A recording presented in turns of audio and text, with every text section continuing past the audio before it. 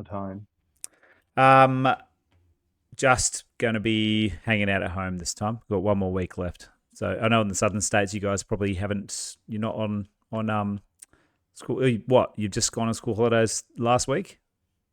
Well, the Victoria's been and New South Wales have been on holidays for a couple of weeks. I think they're coming to the end this week.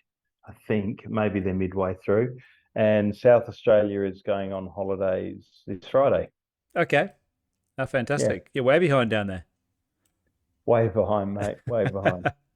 It's Are the you way we like it. are you coming to the northern states? Are you? No, that's what I've been told. Fantastic. Yeah, Fantastic. we'll be in northern New South Wales soon. So yeah. You're finally sick of the weather. Well, we need some warmth. Yeah. Yeah. Well, you get plenty of it up here, so Yeah. Yeah, well, we're looking forward to moving up your way anyway, and being around the hub of activity, and but we'll still go backwards and forwards. We've still got family in South Australia. yep. Fantastic. Yeah, you guys don't mind getting around Australia, do you? So I'm sure it won't be a problem. Go back when you need to. We've done a fair bit of it the last few years, yeah. Well, thanks for joining us tonight, Pete, on short notice. So Right. usually we decide to do these things on a Wednesday, but we had the webinar last night. Can you tell us how that went, by the way? Well, I heard that it went fabulously. We I had to look after kids, and everyone was really excited about the event.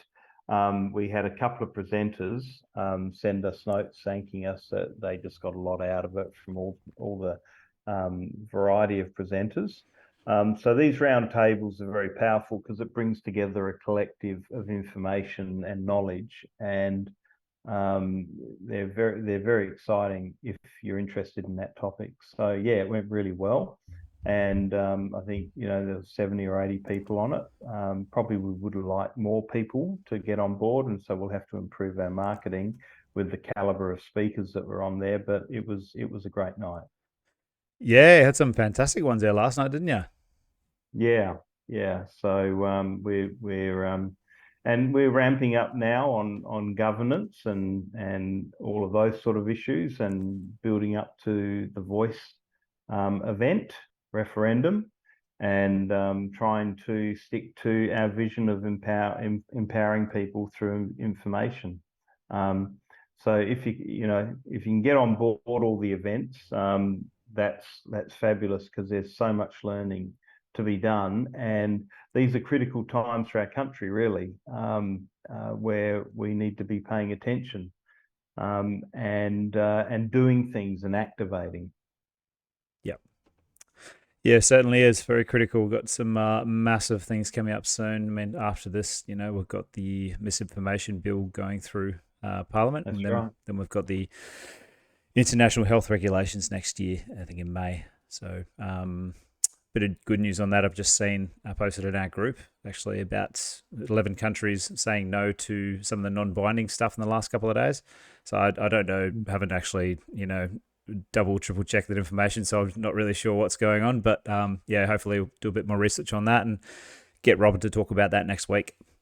But so Yeah, and that and I also think that people are a lot more curious. I won't say people have woken up, but are a lot more curious about what's going on in their world and what's happening to them in from a political perspective and from a regulatory perspective. And so people will continue to become more and more aware, and people will begin to push back on a whole range of issues more and more.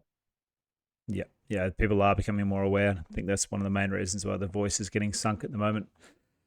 But tonight is all about Daniel Andrews. I thought, what better person to speak to you about Victorian politics than Peter? So, wanted to get your take on things. Um, so yeah, as I just said, discussing the resignation of the Miss Leader of Victoria, Daniel Andrews, and Yeah, personally, I think the head of the snake is still firmly attached to Victorian politics. We've lost the head of the party right now, but I'm not sure a hell of a lot will change. Obviously, he's a fair sort of juggernaut of a personality, Daniel Andrews. So I'm sure things will be better without him there. But I think most things are going to stay the same, especially with the amount of debt we're in. But I just got through just before you jumped on a video from Ellen Jones, and it was just brought up some pretty horrific memories of the last 3 years. It kind of seemed like a dream going into watching rubber bullets flying around, people getting stomped, basically almost stomped to death by the looks of it. Just the absolute tyranny of it, stuff you would have seen in Baghdad during the Iraq War, and plenty of other communist and violent countries, but not Australia. So seeing that just really, really woke me up to what he's actually done to the state. I won't play that again because it's a long video and it's pretty depressing. But I did want to start the night off just with this video we've got. And it's from The Project. I just thought it was a perfect representation of what the mainstream news really thinks about this, especially some of the panelists on here. So I'm sure you'll find it as infuriating as I did. Serving Labor Premier Can you hear that, by the way? Yeah, I can hear that. Beautiful. Daniel Andrews has resigned. He's held the position since 2014, but his decision to walk away has surprised many. He'll finish up at 5 p.m. tomorrow. It's not an easy decision because as much as we've achieved together, there's so much more to do. But when it's time, it's time. Labor's caucus will meet at midday tomorrow to decide on his successor. Jacinta Allan is favoured to replace him, but Andrews says he won't be speculating on who'll get the gig. As for his legacy, he says that'll be left for others to decide. But there's an old saying in politics, go when they're asking you to stay. It's really important. It's really important. At the last election, he promised to serve out his third term in government, but now says he's changed his mind. He says the workload has taken its toll and now plans to spend some quality time with his wife and family. I am worse than a workaholic. I'd spend every waking moment is about the work, and there's only so long you can do that for. And part of this is I don't know what I'll finish up doing. And the debate over Dan Andrews' legacy has well and truly begun, hasn't it? He seems to be such a polarising figure. On one hand, you've got the PM saying that he was a builder in education and in health, a man of deep conviction. Then others argue that he left Victoria trashed, its reputation trashed, with a huge record debt. What will his legacy be? It's going to be one of those that depends who you ask, because the debt stuff, for example, that's going to be a long time before people start going, oh, that's Dan Andrews' fault. But the thing is, his legacy is complicated because of COVID. Like, the whole thing becomes about COVID in the end, doesn't it? And everyone from other states was obsessed with him over COVID. Yes, totally, that's all I know about him is the COVID stuff. And that's really. where a lot and of the my debt comes feelings from as well. about him pre-COVID are different than post-COVID. So there was Dan Andrews BC before COVID. Well, I think so, because before COVID, I think, there's this I hate it when governments think that they're greater than the people. And before COVID, I don't remember it being like that. Maybe it was, but during COVID and post-COVID, and not just in Victoria, but particularly in Victoria, there became a sense that the people were under the boot of the government. But so I just don't think that's the way Victorians in bulk saw it. No, they didn't. So and also, I was non-Victorians- away for a year of it. I came back to it and I was like, what's going on in this state? It was fascinating. So, I'd be the only one on this panel who lived through COVID as a Victorian.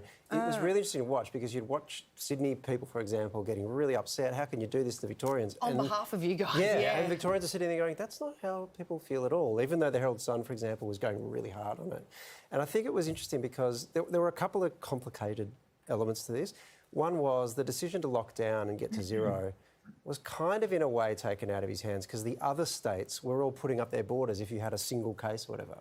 So it kind of forced Victoria, and I'm not saying it's the only reason he wanted to do this, by the way, but kind of forced Victoria in a situation, well, that's kind of what you have to do, or Victorians are going to be locked in to their own state and never get out.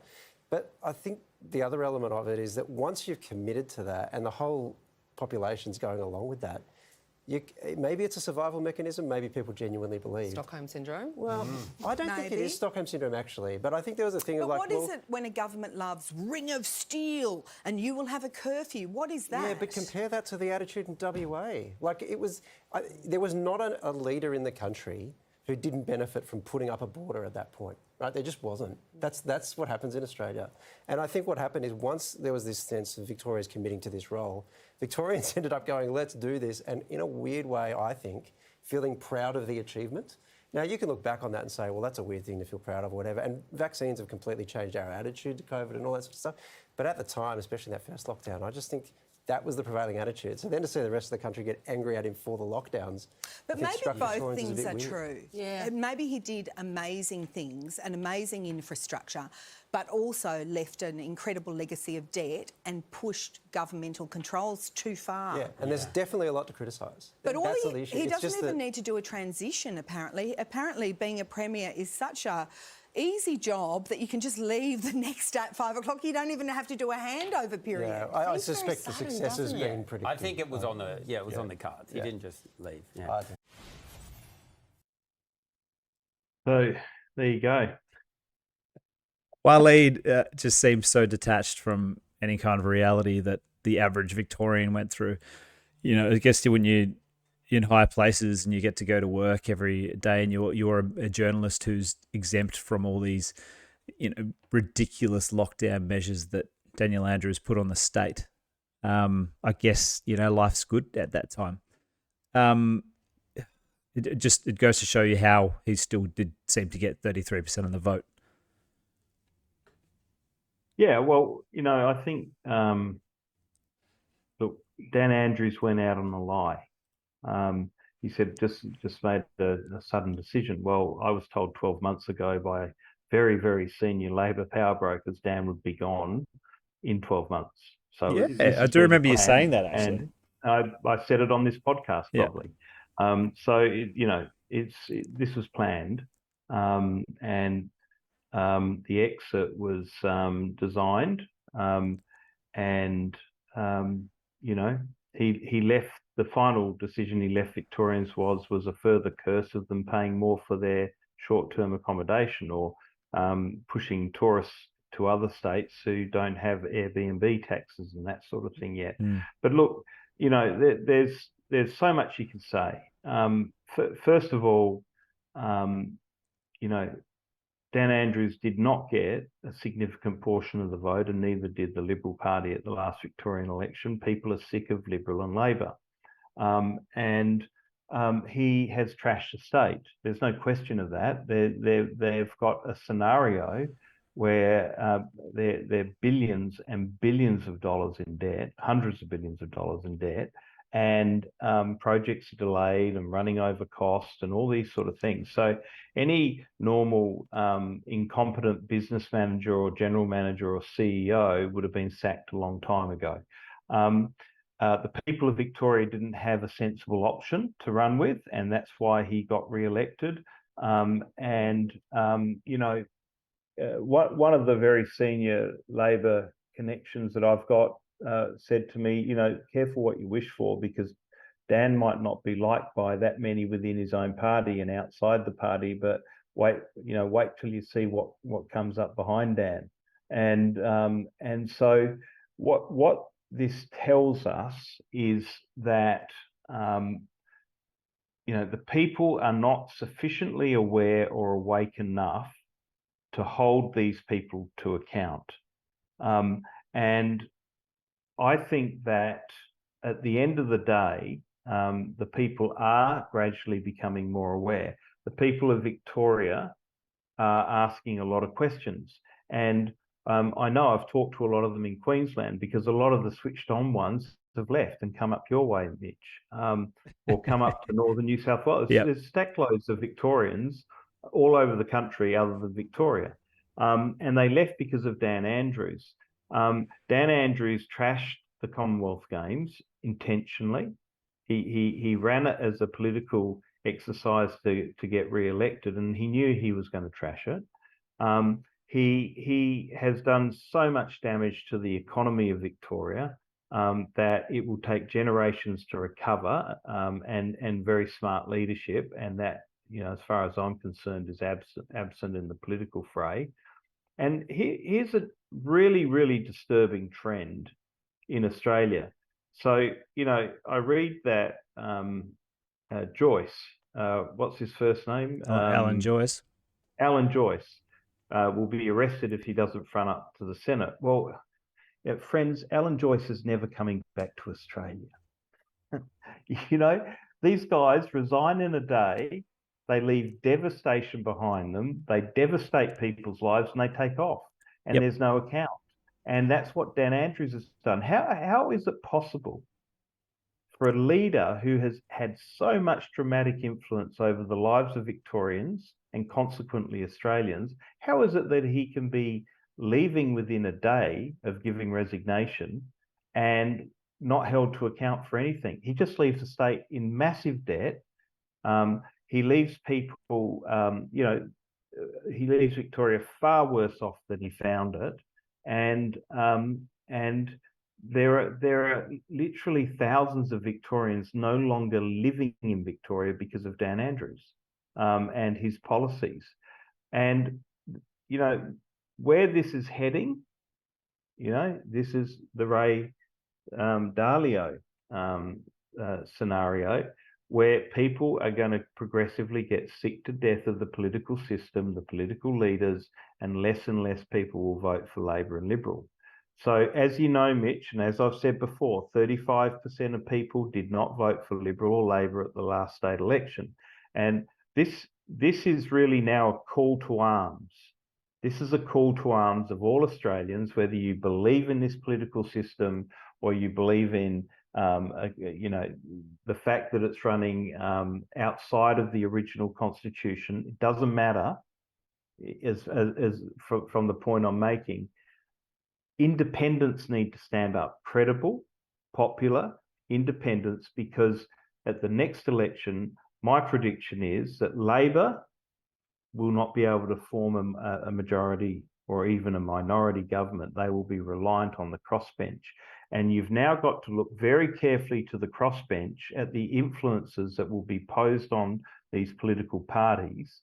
And we want people that are sensible, freedom loving, choice loving people that will serve their constituents rather than enslave them.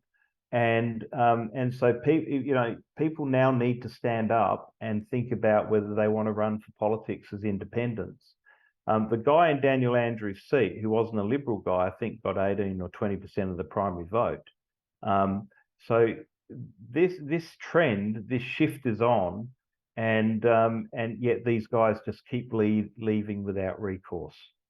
Yep. Speaking of Andrews' seat, so what happens now to his seat in Mulgrave? Or it'll go to a by-election, and I hope the independent gets it. Yeah. Was that the same guy that was coming out, anti-lockdown guy? Don't know what his name is. Yeah. I've forgotten his name, and I hope he runs again. But it'll go to a by-election, and not that will seriously affect the Labor government. But what it will do is send a message to politicians Australia-wide that their behaviour is unacceptable. You see, Daniel Andrews isn't really any different to any other politician. He's just served an agenda, whether it be an agenda of corporates, whether it be an agenda of his party, whether it be a self-serving agenda. He served everything else except the people that elected him. And to do what he's done, that can be the only conclusion.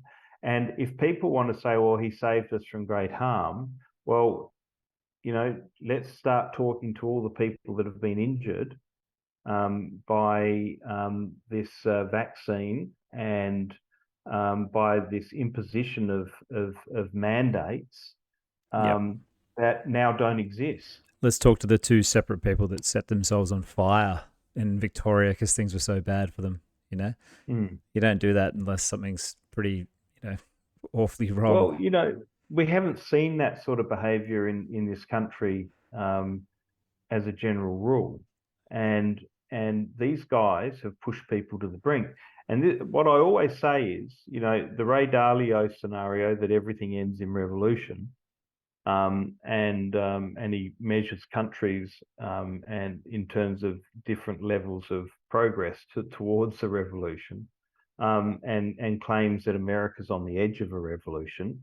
And he says, and he's got measures throughout history. He's looked at hundreds of years of history. He's a billionaire. He ran a company called Bridgewater Capital. So you'd think he's got some insight, but what he essentially is saying is the incumbents in power today are the ones that make decisions to bring on a revolution, and the revolution ends in their removal and their destruction, because the people get sick of it. And the people in Victoria should be sickened by what Daniel Andrews has left as a legacy for Victoria. Yeah. Can I ask you, Pete? So you said that this is long in the making, right? And we know that he just got voted back in not long ago. I've always heard that Jacinta Allan, even back, just as COVID was breaking out, I was working for a guy at a cafe, and he was talking about Jacinta Allan as being the next premier. And there was talk about even then about replacing him. Then apparently there was a leadership challenge back then. Do you think now, after this has been going on for a year, do you think maybe he's some sort of sacrificial lamb for the party? It kind of feels that way. They're in this debt. He's like, oh, finally he can take all this bad juju with him, and they can maybe start afresh a little bit. Well, that's always the game plan. That's always the game plan. Third, fourth term leaders don't get re-elected. Although it's not hard to get re-elected in Victoria because there's no opposition. Yeah. There's a fragmented opposition in disarray that have got no meaningful value to the people. I say those words very genuinely. It's pathetic, and it's been run by pathetic people for a very, very long time.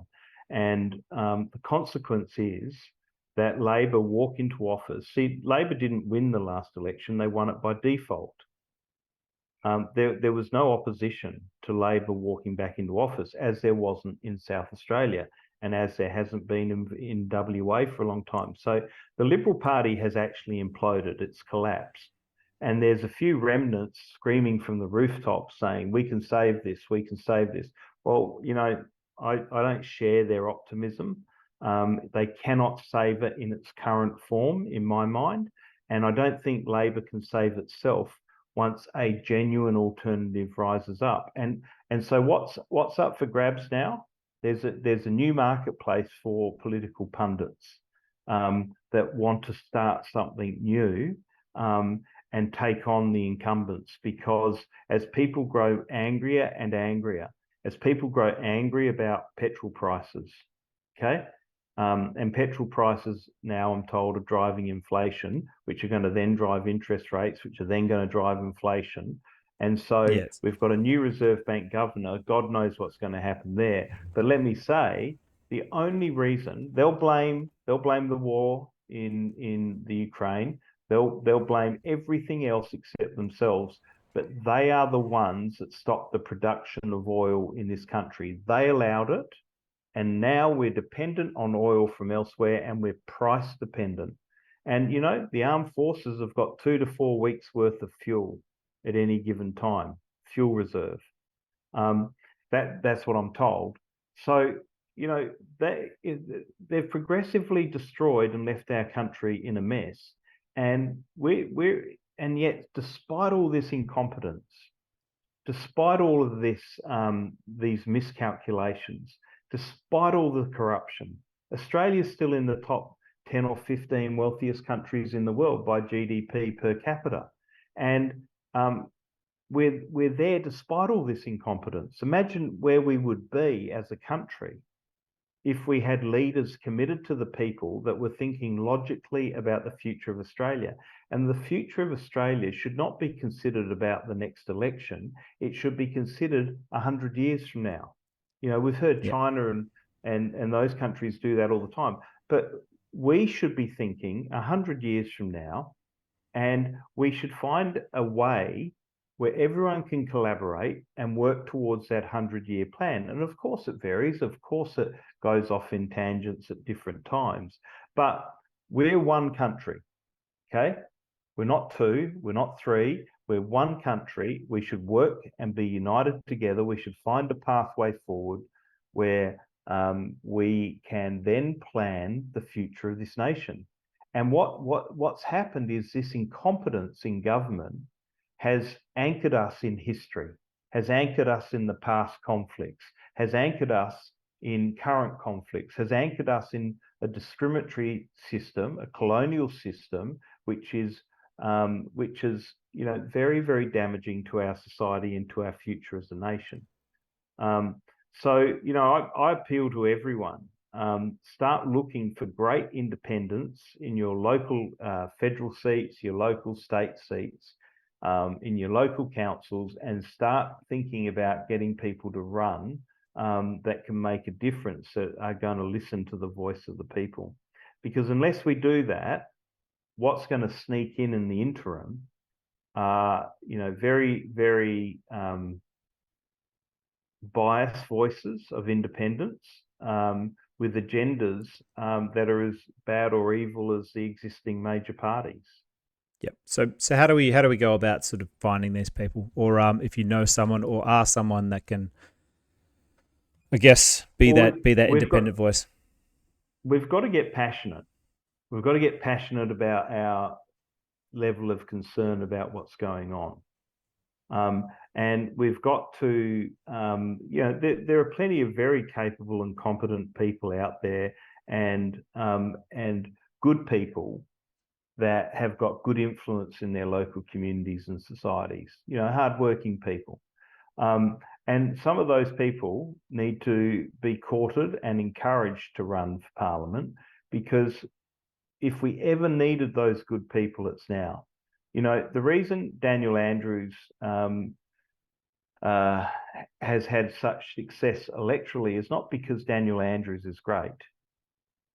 It's because there's been no other option. It's like Anthony Albanese. I'm not saying these guys, I don't know Daniel Andrews personally. I've met him.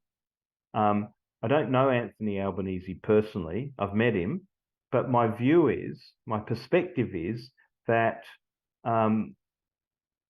they're not connected to the voice of the people, and they don't care about the voice of the people.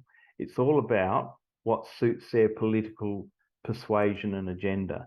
And Scott Morrison was the epitome of an incompetent leader who didn't listen to the people. And look at the consequence he suffered at the last federal election. Look at the consequence the Liberal Party has suffered. And people say I'm crazy. I don't see the Liberal Party in its current form ever forming government again in this country. And I think Labor will find it very, very difficult to form a minority government at the next federal election. There's a trend on away from these groups, and that then creates an open door for other individuals and parties to stand up and have enormous influence in this country politically. When I ran Family First, when I was federal chairman of Family First, I was the founder of Family First federally, and when I ran that party, we had huge influence over the agenda of the government. I would talk with the Prime Minister on a regular basis, John Howard on a regular basis. I'd talk to the Treasurer. I'd talk to, the bureaucrats within the system on a regular basis. Our Senator did. And the bottom line here is we've got to get back to influencing our politics. Now, I know people are screaming from the rooftops, it's not legitimate, it's a corporation, it's all of those things. Well, until the people that say it's not a legitimate government, it's a corporation, and the Constitution has been abandoned, and I think there's some substance in all of that, but until they stop fighting with each other and get united, nothing's going to ever change in this country. Yeah. This unity harbours failure. Yep. I see exactly where you're coming from there. Like you see it with the COVID, with the virus is real or there are no viruses crowd that's sort of fighting against each other, discussing that rather than the real issues of, who's responsible for all this crap. It doesn't really matter about anything else. You see it with The Voice now. This is why in the last sort of like couple of weeks I've really stopped really caring so much about The Voice because I think it's just there as a tool to divide us further.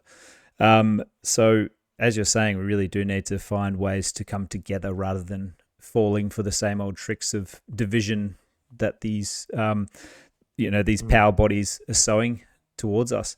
Well, and to claim that one side of the argument is racist and stupid, right? Which is what has happened here, is bizarre. I mean, maybe they still think they're in the COVID period where people that are questioning things are idiots. Well, they've been proven not to be. There's been plenty of evidence now about everyone that was screaming from the rooftops about the dangers have had substance. So, to call for a referendum and then call one side racist and stupid and essentially endorsed by the government is equally as divisive as what happened during COVID in our country. Definitely, and it's by design. And it might be by design, it might be by stupidity. I don't really care. It's not acceptable. And that's why we have to stand up. That's why we have to get passionate. That's why we have to be awake to all of these things that are going on around us. And there's a whole lot of stuff going on around us that is very, very detrimental for the future of our country, for the future of our kids, our grandkids, and surely we want to leave a positive legacy.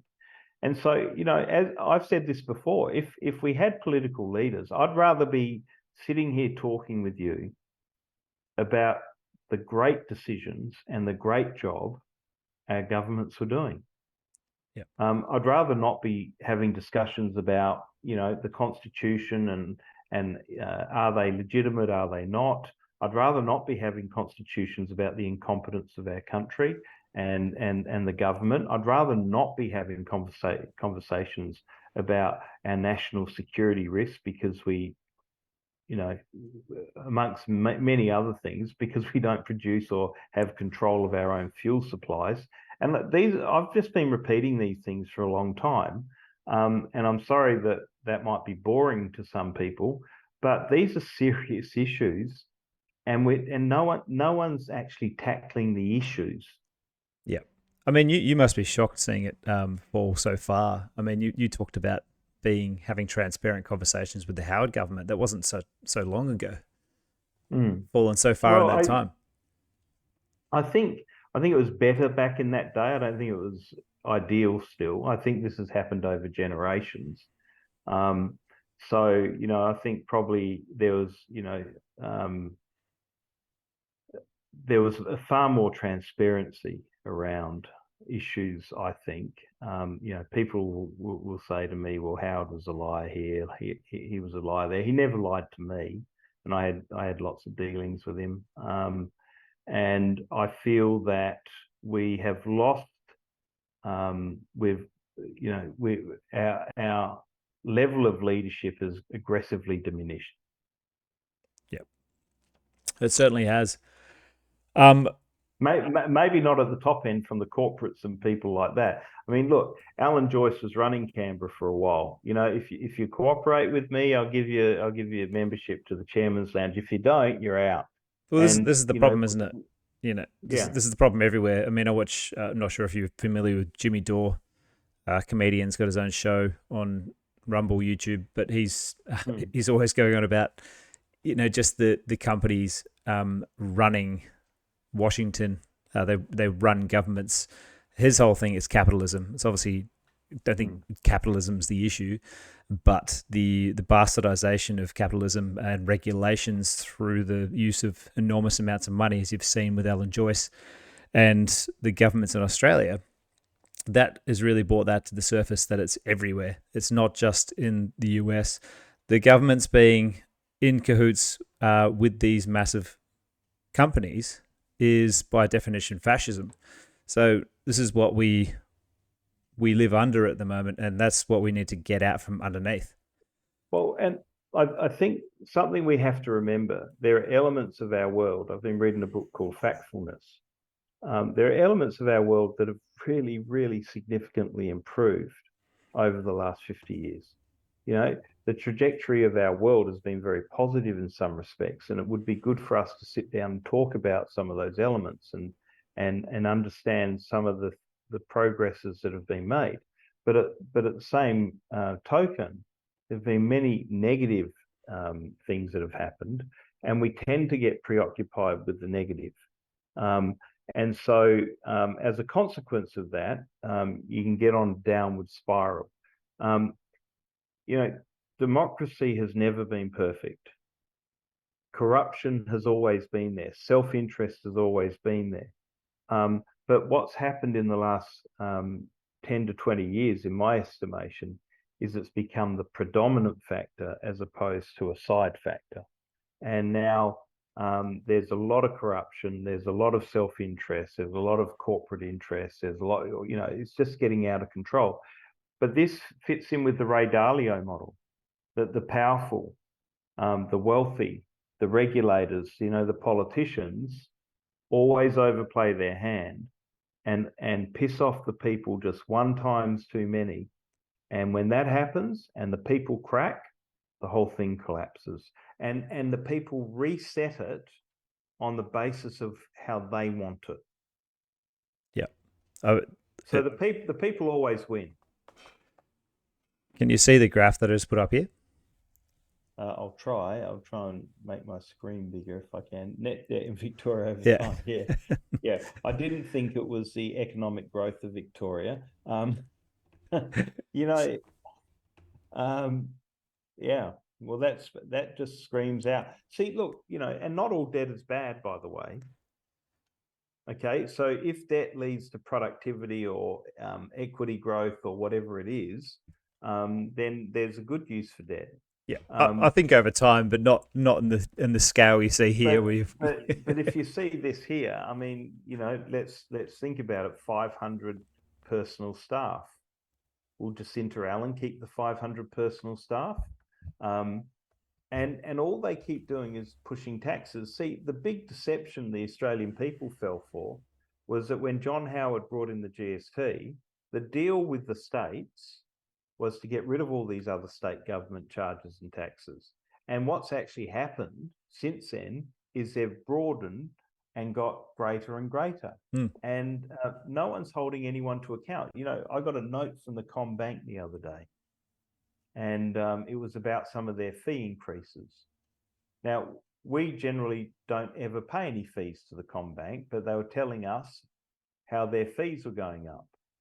And one of the fees had gone up 300%. So this is an institution that's making record profits from the average person in Australia, putting up a fee 300%.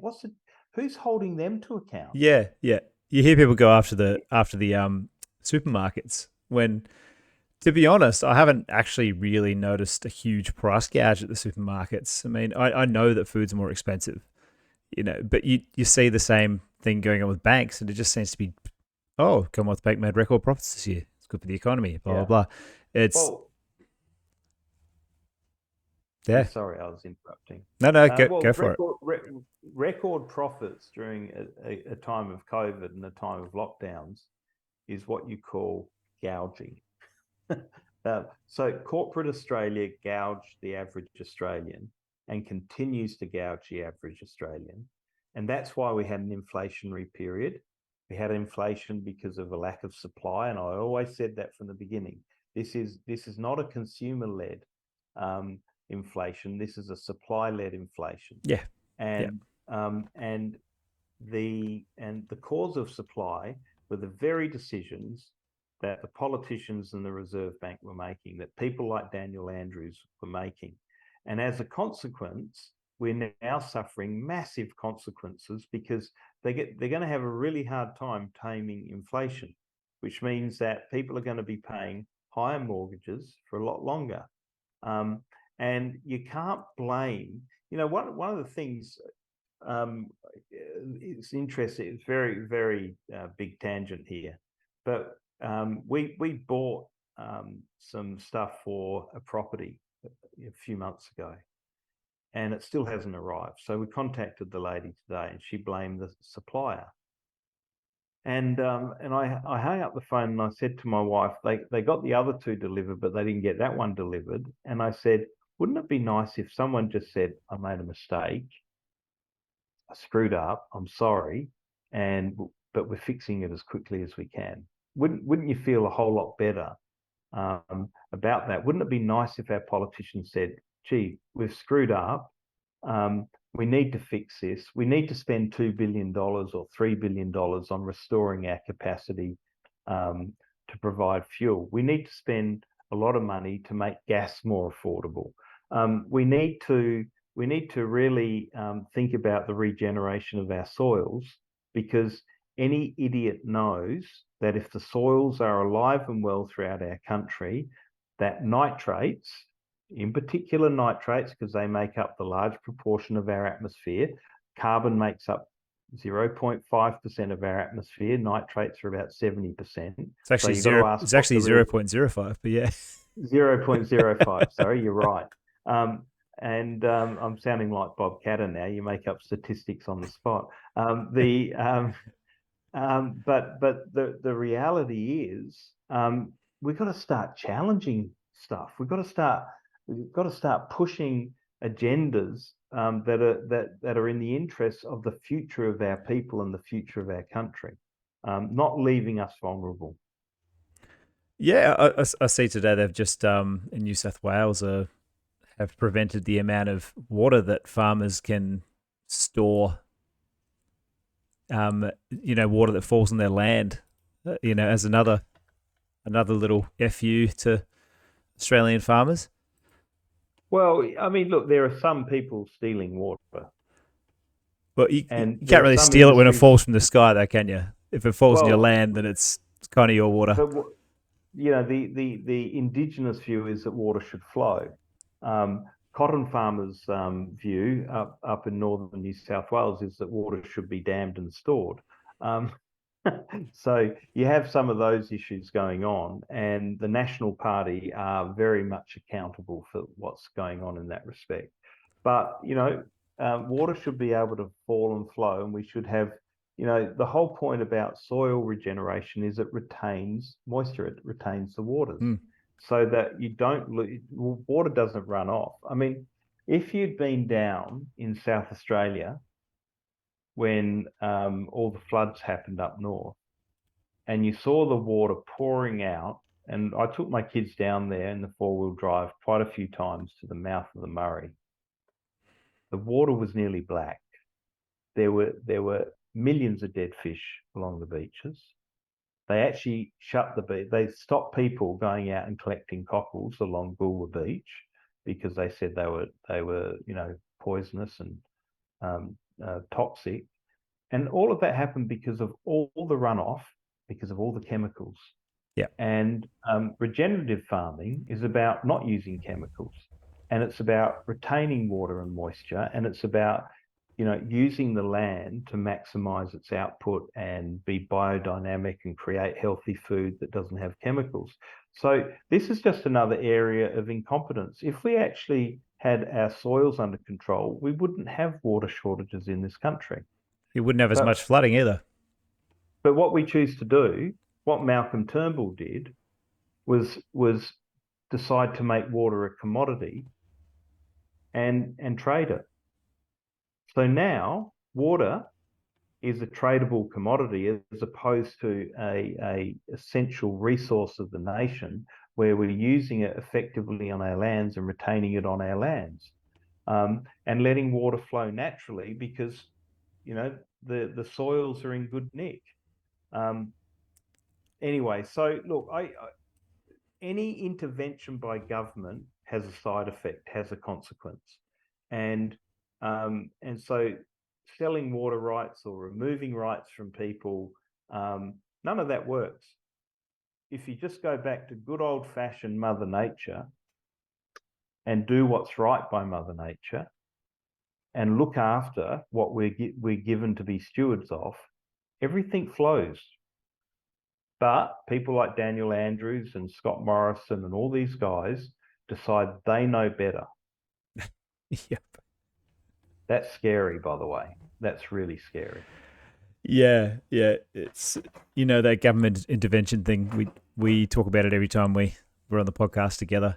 And then we come up to another referendum where we're voting to have more government intervention. So it's a scary thing. Anything the government proposes, particularly of this nature, is going to fail, number one. I'm sorry, I'm not a doomsayer, but it's going to fail because their intervention, and they haven't provided any detail. Yeah. Okay? So where there's a lack of information and where the government are introducing initiative, you must know that there are hidden agendas, side agendas, and you must know that at the end of the day, it's going to be bad for everybody. We've got to get quality leaders in there. We've got to get quality elected members who are focused back on the people, not on themselves, not on their parties, not on the corporates that fund them. Yep. Someone asked me today why I don't support The Voice, and I said, if you were to buy a used car and the guy ripped you off, and you went back, gave him another chance, and they ripped you off again, and then wouldn't answer your calls, would you go back again to buy another used car off them? Or no, wouldn't. Well, that's the way I feel about government. They're just constantly screwing us over. So why the hell should we trust what they say this time? Well, they've been incorrect, and whether they've lied or misled, they certainly have been wrong on so many issues. And if they want to do something and not provide the detail, where people are now interested in detail a lot more than they were before, if they're not prepared to provide the information necessary for people to make a sensible judgment, then I, for one, I'm not interested in things that are half-baked, are not steeped in evidence, and there's no track record or reference point to say that this could work. So no, I'm not interested in following the sheep, and in fact, I don't think with this referendum there'll be sheep. I think people, I think it's interesting that a record number of people have enrolled to have their say on this matter. Yeah, I think that's one thing the last few years have really done to people. A lot of people have realised we do actually have a constitution, for one. I don't think a lot of people realise that in the past. And it's activated people politically, where before you talked about politics at dinner and people are like, I don't talk about politics. I don't do politics. I think most people do politics these days. They'd all say they're liars and cheats. That's been the joke for years.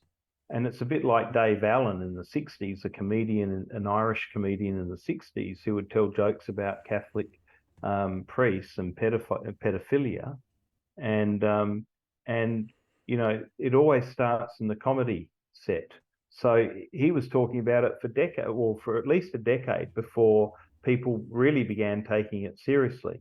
And it's no different now. People have been saying for decades that these politicians are liars and cheats.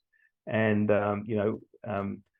when do you know a politician's lying? When he opens his mouth or her mouth, to be not be biased on a gender basis. So the reality is these jokes that are actually steeped in experience always come home to roost eventually. And as a consequence, people react quite aggressively when they're actually fed up with it. So, the Ray Dalio, I call it the Ray Dalio syndrome. Everything ends in revolution. I don't want a revolution in our country. I want a peaceful, united, common pathway forward, so we can really all prosper and do well. And I hope Australians can react in a good way to get good political leaders under whatever system they believe is right, and find that pathway forward. Yeah, I mean, so do I. Revolutions are rarely ever bloody, so it'd be nice not to go through that in our country. I think we're a bit more civilized than that. So we also that's what a lot of countries have said. We're more civilized than that. But you know what? When push comes to shove, that's where the people go. Yeah. And I'm not wanting to wish that or incite that for Australia. I think Australia has got a long, long way to go before we ever reach that level, because we haven't felt the pains that other people have felt in other countries. But what I suspect we're going to see is we're going to see a lot of that in other countries. Yeah. I mean, I watched a video the other day of two people punching on over toilet paper in a supermarket during COVID in Australia, and I just thought, wow, wonder what happens when those two people are starving and they need food. It's going to be it's going to be pretty bad. I want to head back to the new leaders of the party. I want to know what you know about them, because I've just got this article here from Vice, actually, of all places. So Jacinta, Allan, and Deputy Ben Carroll. I'd never heard of Ben Carroll before. So apparently he's from the right faction of the Labor Party. And obviously Jacinta Allan, she started when she was 25, by the look of this, 1999, at the age of 25, as a member of Bendigo East. And she made her name by trying to get a strip club banned in Bendigo, apparently. So, and then became a minister, when she was when she was 25, was it? Yeah, elected to Parliament at 25, became minister there. She was the youngest ever government minister, and then took over the failed, the tunnel, and also the Commonwealth Games. But this guy, Ben Carroll, I'm wondering if you can tell us a bit more about him, and then just let us know about Jacinta, what you know. I know just you sparked my interest earlier by saying something about you think Daniel Andrews is bad, then wait to see what's coming behind him. So can you elaborate on that a bit further? Well, I think the best way you can discover people, particularly very experienced politicians, is look at their voting habits. And I think probably that would be a good thing for us to do, is prepare the voting habits of Ben Carroll and Jacinta Allan, and that will scream at us. I mean, they will have followed the popular party positions. That's why they've been elected to leadership. So, regardless of their achievements, non-achievements, look at their voting record. I don't know Ben Carroll, but I'll find out about him. And Jacinta has just been around for a long, long time. She knows how politics works. She knows how government works in Victoria. She has subscribed to Daniel Andrews' policies, and maybe she'll push them harder. Maybe she won't. But you look at their voting habits, and then I think you get a sense of who and what you're dealing with. But what you have in Jacinta Allan and Ben Carroll is the same old politician. The person that's going to follow the party platform before they listen to the people. So nothing changes here until it really does change. Yep. And so Daniel Andrews did not have a mind of his own. Jacinta Allan will not have a mind of her own. And that might be very offensive, but what they will do is follow the edicts of their party, both at a state level, federal level. They'll pursue some of their own passions. And I think at the end of the day, they won't listen to the people. And it's not until the people get sick of that the Jacinta Allans and the Ben Carrolls disappear. They'll disappear when the people go, we just want people that are genuinely going to represent us. Now, Jacinta has been a long-term member up in the Bendigo area, and it's a Labor heartland, and you don't really know whether the people like her or not. Yep, think they just put up with it.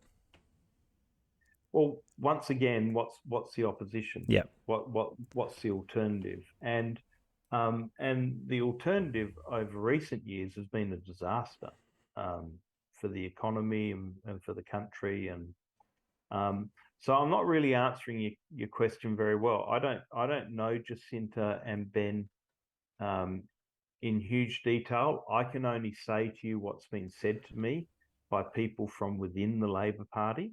Yep.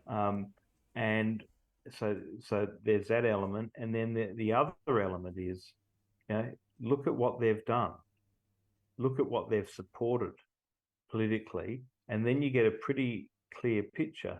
And you know what? They're not going to really be any different. So are they going to be marginally better or marginally worse than Daniel Andrews? Who knows? I'd love to see a leadership team form here that had the people's heart right at the centre of it. And they went, screw you to all the corporates and the unions and everyone else. We're going to actually build a really great state. That's what I'd love to see. Yep. I don't think you're going to see that. You've got Jacinta Allan here, who has been in politics her whole life, so she's never seen the real world. And Ben Carroll, he might explain why he's from the right faction. He's was working in the real world up until 10 years ago, until he got into politics. And he was a policy advisor and lawyer, so policy advisor obviously still part of the system somehow. Part of the bureaucratic system, yeah. So, sorry, that probably wasn't what you were looking for, Mitch. But the reality is, I don't really know how these people are going to behave.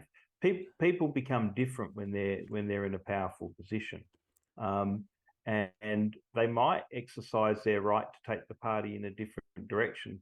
And I'd love it if that was the case. And the direction they should take the party is to the voice of the people. Yeah. And if they do that, then they might have a chance of actually transforming Victoria back into a great place to be. Yeah, I'm not so sure about that. I know there were a certain group of people that were very happy about Daniel Andrews going. A lot of people had a party, a celebration. Yep, it looked like a New Year's Eve celebration here. Yeah.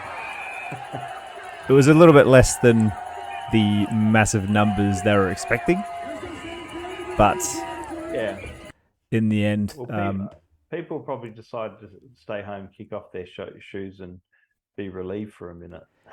Yeah, I mean, you got to take your celebrations where you can, don't you? So yeah, that's right. Yeah. Look, final question for you. Obviously he's gone now. Where to now for Dan? I don't see him staying in the state. I've heard various rumours that he's always got sort of a police escort. Now, I know he's going to be on a pretty generous pension of about $150,000 a year for the rest of his life.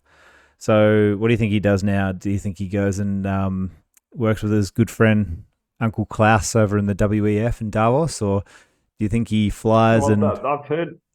I've heard that rumor. I mean, maybe Anthony Albanese makes him the High Commissioner to the UK, or he becomes an ambassador, or he works with the WEF or the United Nations, like Jacinta Ardern is doing.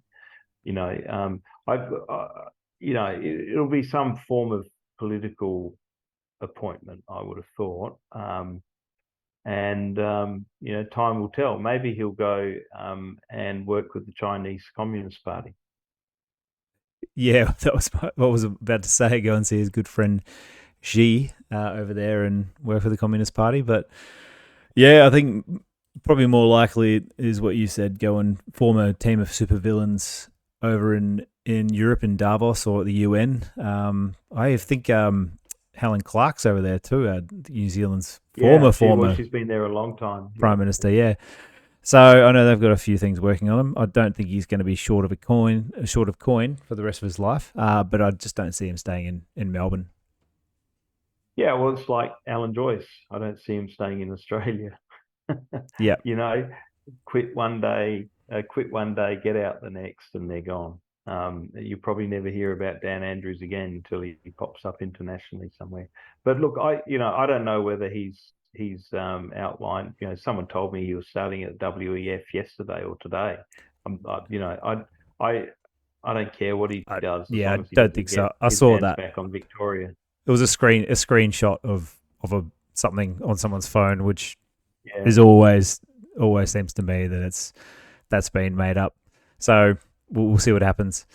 But let me just say this about, I remember talking to John Howard some years after he left the prime ministership, and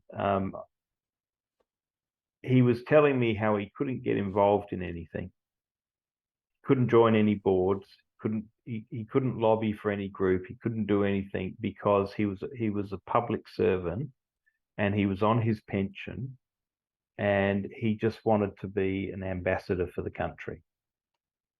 All right, so that's one level. Then you got all these other people that have come since then that have taken on these major posts and major positions and boards and all this different things. Tony Abbott's now has been nominated to the board of Fox, I think, or News Corp, one of the boards of News Corp. Yeah, I saw that. Yeah, and so they're not happy with those pensions. They're not happy with being ambassadors. They have this need to go on and do other things as well, which is fine. But when I think if you go on to do these things, and John Howard stopped this at the bequest of Mark Latham, when he was Labor leader. John Howard abandoned the long-term program. So people like Scott Morrison don't get the funding, the pension that the old politicians got. So that system is not in place anymore federally. It might be in some states. Certainly it isn't in South Australia, as far as I know now. Yeah, they anyone that came in from 2007 onwards doesn't get the benefits of that system. So who stopped that? Mark Latham, you said? Well, John Howard changed. Mark Latham talked about it, and John Howard came out one day and changed it all just overnight. So since 2007, it had, the big purse pensions haven't been dished out. A lot of people don't know that. But we have to have a system that enables high quality people to get into political leadership or general leadership, and be able to be motivated to do those roles. They're pretty tough roles. It's not for the faint-hearted. They're like 22-hour-a-day roles. And you sleep when you can, and it's a constant adrenaline rush. So, running a country like Australia or any country is not an easy gig, because you've got a lot of people screaming at you about what you should and shouldn't do. So let's not underestimate the amount of work these people do and the effort they go to. But the problem is, the corruption of the system has now bubbled up from the public service. And so there's a lot of misinformation coming through to government ministers and how, people that are representatives. And they've chosen to listen to those voices rather than the people's voices. So the system has aggressively corrupted. But, I think it's very wrong that people like Christopher Pyne become chairman of an ammunition company when he was the defence procurement minister in his last post. Mm. What does that tell us?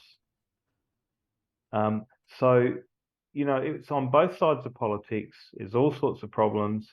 And, I do respect John Howard for not taking any other posting, not taking any other role, but just saying, I'm getting paid this pension, I'm going to be an ambassador. And I think he's remained fairly true to that. Well, I think he's remained absolutely true to that. Yeah. So you can't see Daniel Andrews being an ambassador then, of any sort? No. Well, there's no desire for people to serve their country anymore at that level. Can you see him getting into federal politics? Oh, I can't see that, but maybe. Or let's hope not. Yeah. it's a bad time for them to quit and try and get into federal politics when they're in government. So, and when the Liberal Party is so weak, I think he's jumped out of politics because there's something coming down the train line at him. It was preordained by the powers that be. It could be all of those reasons combined. It could be the fact that they need a scapegoat to blame for the shocking management of the state. Could be a lot of things, and we'll probably never know. Yep. Well, if there is something coming down the pipeline, I guess we'll find out sooner rather than later. But yeah, I think like most people in power these days, they seem to get away with it. So we'll see what happens. But I don't think we should rest on that. I think what we should rest on is that we need to activate, become aware, and hold our elected members to account. We should hold these institutions like CommBank to account for putting up fees 300%. We should hold organisations like Woolworths and Coles and probably Audi, but it's a private company. We should hold them all to account for making record profits as the country suffers. They're only making record profits because they're putting up their prices. And the reality is everyone blamed the supply line, but they were making record profits. So someone was lying. Or a lot of people were lying. And they've all been paid very big bonuses, as we've seen with Alan Joyce. He racked up a big profit last year, so he got paid a massive bonus. But the fallout, the cause of that big profit through unethical corporate behaviour is massive. And all he's done is walk away overseas with his bonuses. And the next thing you'll be hearing is he sold his home in Sydney and he's done this and he's done that. He'll never come back to the country again, in my estimation. But I might be wrong. He might come back in front and centre. What's there to lose for him? He'll just tell him to go jam it. Yeah, well, he's got friends in high places. So, yeah. Well, not anymore. He won't. I mean, see that's if you want to see brutality, the system abandons people like Alan Joyce. So his whole social set will have abandoned him by now. The whole political class will have abandoned. He's got nothing to offer them anymore. Yep. He's got no leverage. All he's got is his 25, 50, $100 million, which he can live on comfortably for the rest of his life. But he's got nothing to offer anyone anymore, so he's not of any value to anyone. And that's just a sad fact of life. And he's got nothing to come back to in this country other than abuse in the streets. Poor Allan. Poor Allan. That's the price of making $150 million from a job. Yeah. It doesn't seem worth it in the long run, does it? No. Well, Pete, I think we'll leave it there. Yeah, thanks for your time again tonight. Be interesting to see what happens over the next couple of months. Whether there is anything coming down the pipeline for Daniel Andrews. But yeah, good luck to our Victorian listeners and people who are part of the stand-up community.